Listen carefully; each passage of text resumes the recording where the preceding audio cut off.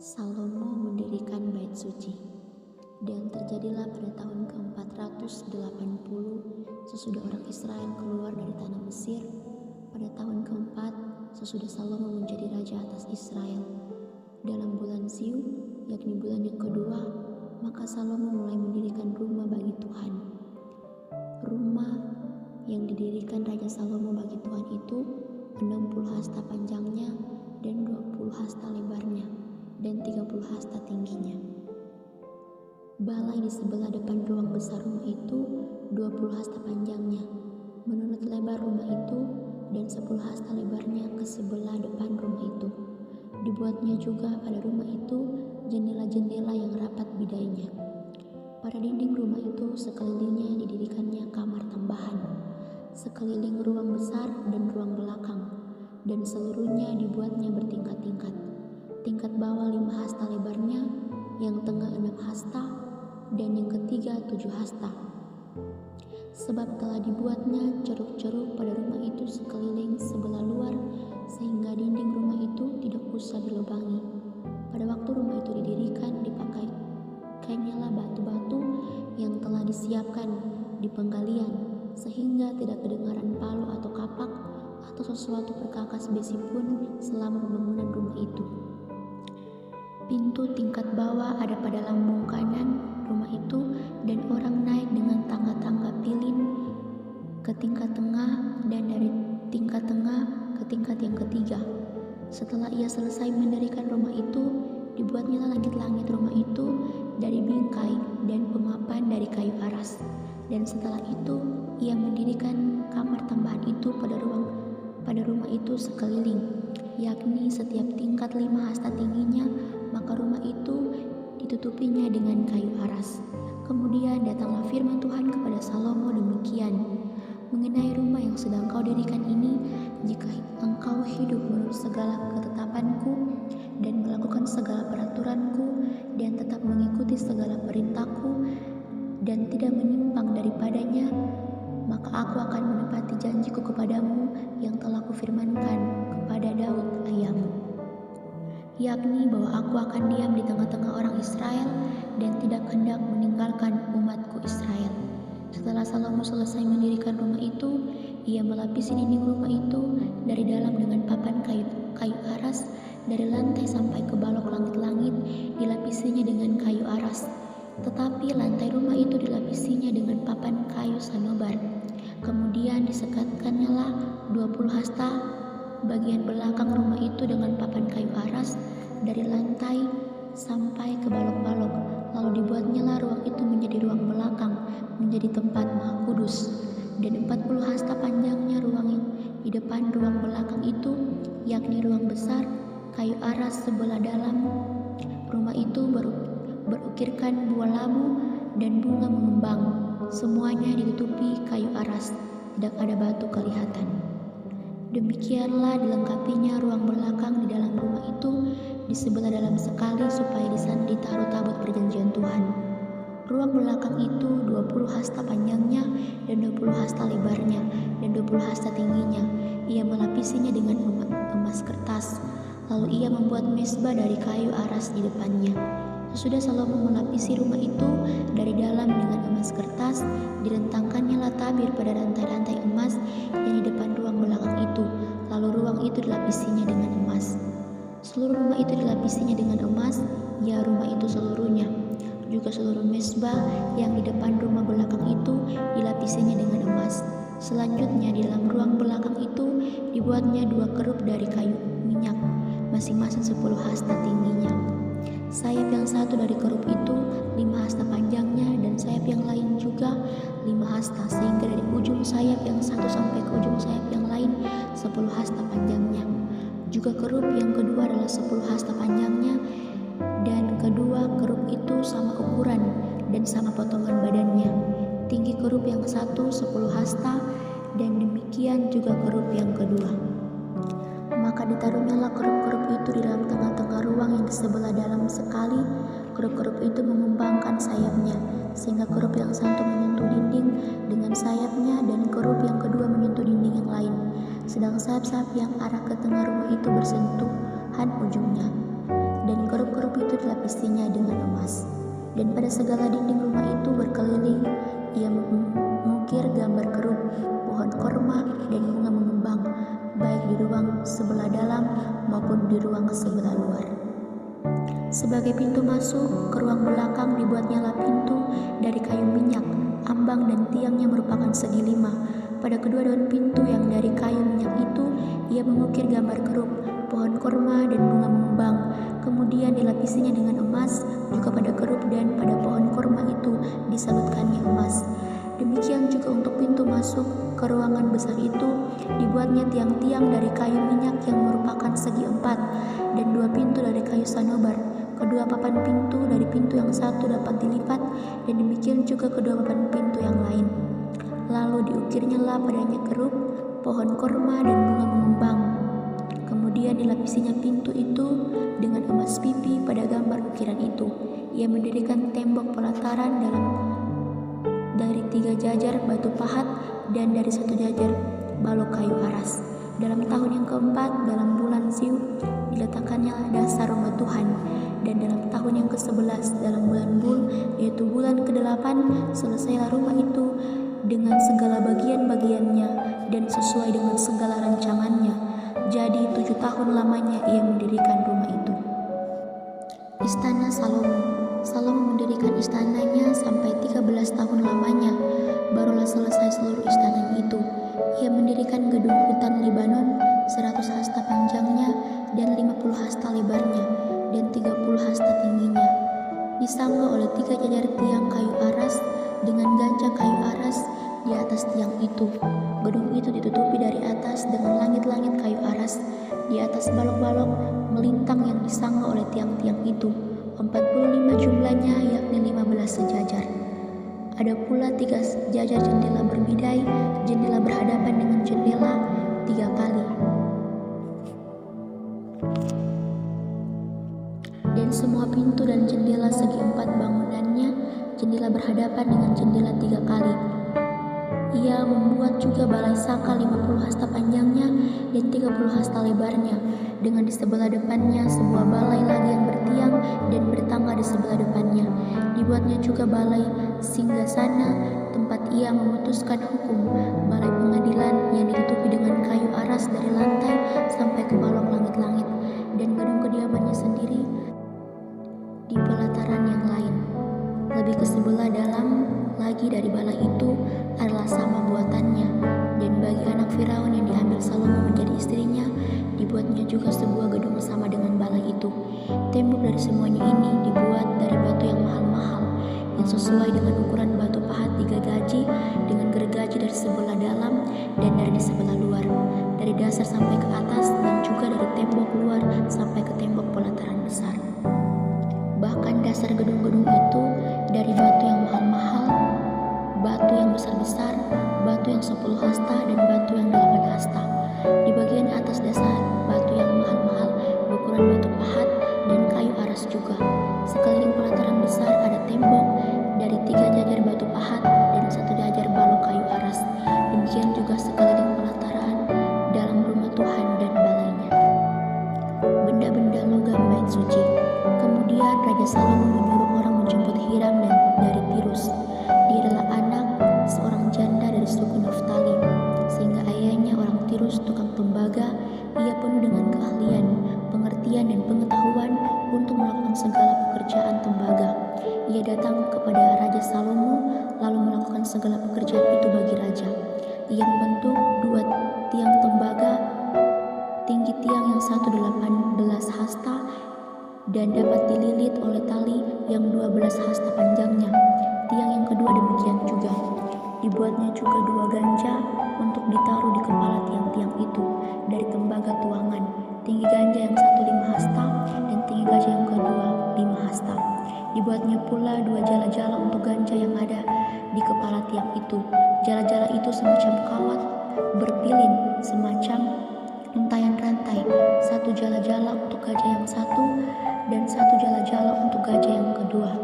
Kemudian dibuatnya juga buah-buah delima, 2 jajar berkeliling pada jala-jala yang satu untuk menutupi ganja yang di ujung tiang itu, dan dengan demikian pula dibuatnya pada ganja yang kedua.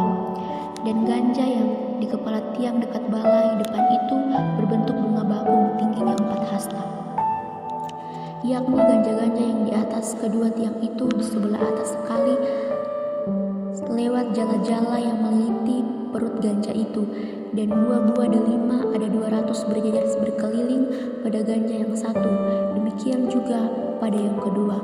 Kemudian tiang-tiang itu didirikannya dekat balai ruang besar. Ketika ia mendirikan tiang kanan, ia menamainya Yakin.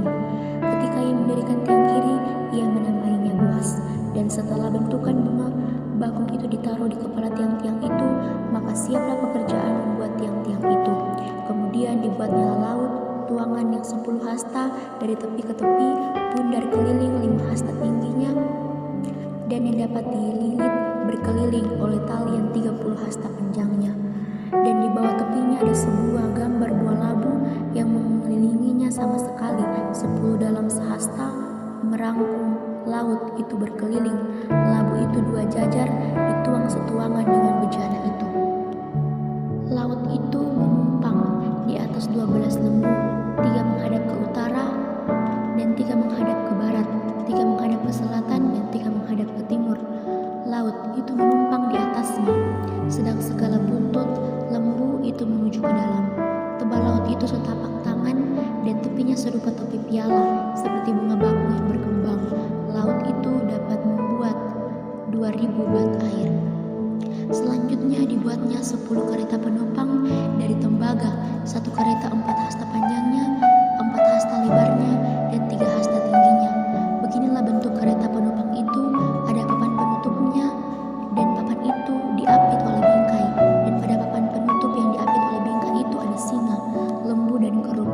Dan dengan demikian juga pada bingkai itu di sebelah atas dan di sebelah bawah singa dan lembu itu ada karangan-karangan bunga yang tergantung. Pada 1 kereta penumpang ada 4 roda tembaga dengan poros tembaga, dan pada keempat penjulunya ada sangga untuk menyangga bejana pembasuhan. Sangga-sangga itu dituang, dan di sebelah luar setiap sangga ada karangan bunga. Dan mulut kereta penumpang itu ada di sebelah dalam sangga-sangga itu, menonjol di sebelah dalam sangga-sangga itu. Mulutnya itu bundar, buatannya sebagai tumpuan, dan dalamnya 1,5 hasta. Juga pada mulutnya itu ada ukiran, tetapi papan-papan penutupnya 4 persegi, jadi tidak bundar. Keempat roda itu ada di bawah papan penutup, dan tangan-tangan roda itu ada pada kereta penumpang itu, dan tinggi 1 roda ialah 1,5 hasta. Dan buatan roda itu seperti buatan roda kereta, tetapi tangan-tangannya, lingkarannya, jari-jarinya, dan napnya semuanya tuangan. Keempat sangga pada keempat sudut setiap kereta penumpang adalah seiras dengan kereta itu, dan di sebelah atas kereta penumpang itu ada leher bundar berkeliling 1/2 hasta tingginya. Di sebelah atas kereta itu ada pula topang-topang dan papan penutup yang seiras dengan dia. Maka pada waktu topang-topangnya itu dan pada papan-papan penutup diukirkannya lah keruk, singa, dan pohon korma, masing-masing menurut tempat yang ada, dan karangan bunga sekeliling. Demikianlah dikerjakannya ke 10 kereta penumpang itu, tuangannya sama, ukurannya sama, dan potongannya sama semuanya. Lagi pula dibuatnya 10 bejana pembasuhan dari tembaga. Setiap bejana dapat membuat 40 bat air, setiap bejana 4 hasta besarnya, dan ada 1 bejana di atas setiap kereta dari ke-10 kereta penumpang itu. 5 kereta penumpang ditaruhnya pada sisi kanan rumah itu, dan 5 pada sisi kirinya. Tetapi laut ini itu ditaruhnya pada sisi kanan rumah itu arah tenggara.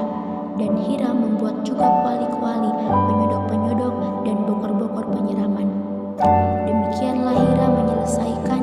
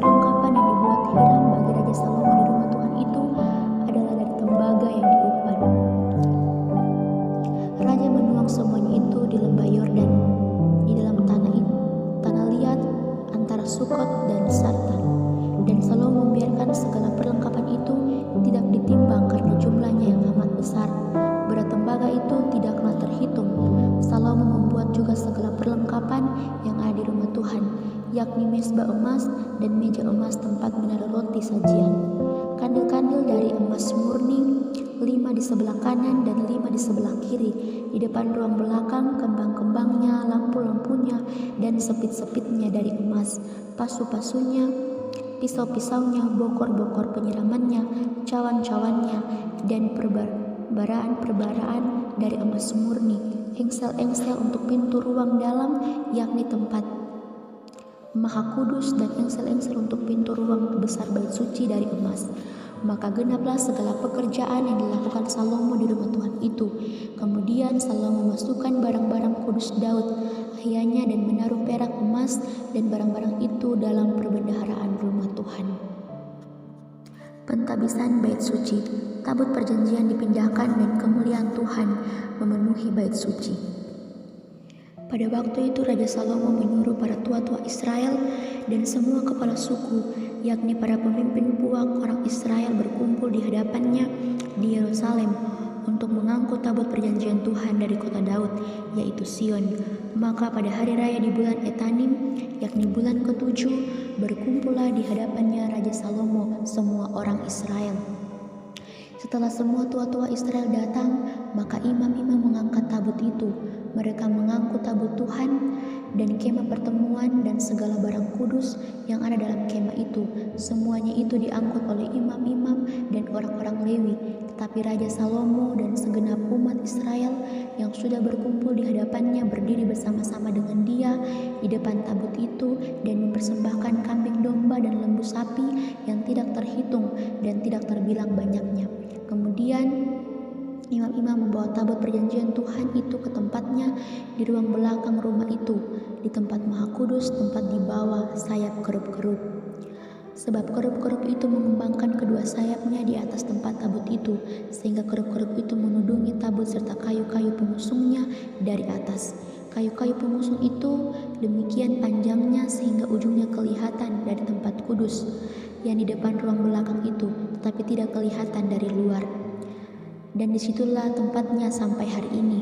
Dalam tabut itu tidak ada apa-apa selain dari kedua loh batu yang diletakkan Musa ke dalamnya di gunung Horeb, yakni loh batu tertuliskan perjanjian yang diadakan Tuhan dengan orang Israel pada waktu perjalanan mereka keluar dari tanah Mesir. Ketika imam-imam keluar dari tempat kudus, datanglah awan memenuhi rumah Tuhan, sehingga imam-imam tidak tahan berdiri untuk menyelenggarakan kebaktian oleh karena awan itu, sebab kemuliaan Tuhan memenuhi rumah Tuhan. Pada waktu itu berkatalah Salomo, Tuhan telah menetapkan matahari di langit, tetapi ia memutuskan untuk diam dalam kekelaman. Sekarang aku telah mendirikan rumah kediaman bagimu, tempat engkau menetap selama-lamanya. Tuhan menepati janjinya kepada Daud. Kemudian berpaling raja lalu memberkati seluruh jemaah Israel. Sedang segenap jemaah Israel berdiri, ia berkata, terpujilah Tuhan Allah Israel yang telah menyelesaikan dengan tangannya apa yang difirmankannya dengan mulutnya kepada Daud ayahku demikian. Sejak aku membawa umatku Israel keluar dari tanah Mesir, tidak ada kota yang kupilih di antara segala suku Israel untuk mendirikan rumah di sana sebagai tempat kediaman namaku. Tetapi aku telah memilih Daud untuk berkuasa atas umatku Israel. Lalu raja melanjutkan, ketika Daud ayahku bermaksud mendirikan rumah untuk nama Tuhan Allah Israel, berfirmanlah Tuhan kepadanya, engkau bermaksud mendirikan rumah untuk namaku, dan maksudmu itu memanglah baik. Hanya bukanlah engkau yang akan mendirikan rumah itu, melainkan anak kandungmu yang akan lahir kelak.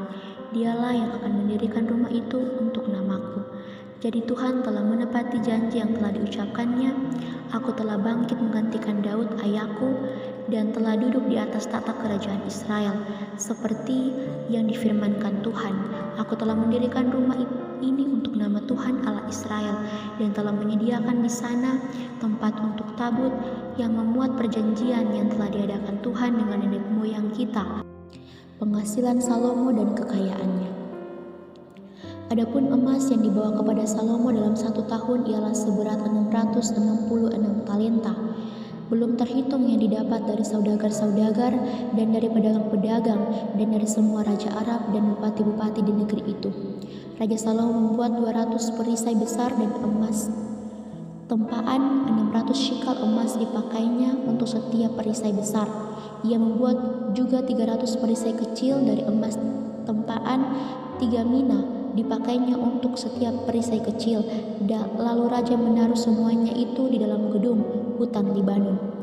Juga raja membuat tahta besar dari gading yang disalutnya dengan emas tua. Tahta itu 6 tingkatnya. Pada tahta itu ada sebelah belakang sebuah kepala bundar. Dan pada kedua sisi tempat duduk ada kelek-kelek. Di samping kelek-kelek itu berdiri 2 singa. Sedang 12 singa berdiri di atas 6 tingkat itu sebelah menyebelah. Belum pernah diperbuat yang demikian bagi sesuatu kerajaan. Segala perkakas minuman Raja Salomo dari emas, dan segala barang di gedung hutan Libanon itu dari emas murni. Tidak ada barang perak, sebab orang menganggap perak tidak berharga pada zaman Salomo. Sebab di laut raja mempunyai kapal-kapal Tarsis bergabung dengan kapal-kapal Hiram. Dan sekali 3 tahun kapal-kapal Tarsis itu datang membawa emas dan perak serta gading, juga kera dan burung merak. Raja Salomo melebihi semua raja di bumi dalam hal kekayaan dan hikmat. Seluruh bumi berikhtiar menghadap Salomo untuk menyaksikan hikmat yang telah ditaruh Allah di dalam hatinya. Mereka datang masing-masing membawa persembahannya, yakni barang-barang perak dan barang-barang emas, pakaian, senjata, rempah-rempah, kuda, dan bagal. Dan begitulah tahun demi tahun. Salomo mengumpulkan juga kereta dan orang berkuda, sehingga ia mempunyai 1.400 kereta dan 12.000 orang berkuda, yang semuanya ditempatkan dalam kota-kota kereta dan dekat raja di Yerusalem. Raja membuat banyaknya perak di Yerusalem sama seperti batu, dan banyaknya pohon kayu ara sama seperti pohon ara yang tumbuh di daerah bukit. Kuda untuk Salomo didatangkan dari Misraim dan dari Kewe. Saudagar-saudagar raja membelinya dari Kewe dengan harga pasar. Sebuah kereta yang didatangkan dari Misraim berharga sampai 600 shikal perak, dan seekor kuda sampai 150 shikal. Dan begitu juga melalui mereka dikeluarkan semuanya itu kepada semua raja orang Het dan kepada raja-raja Arab.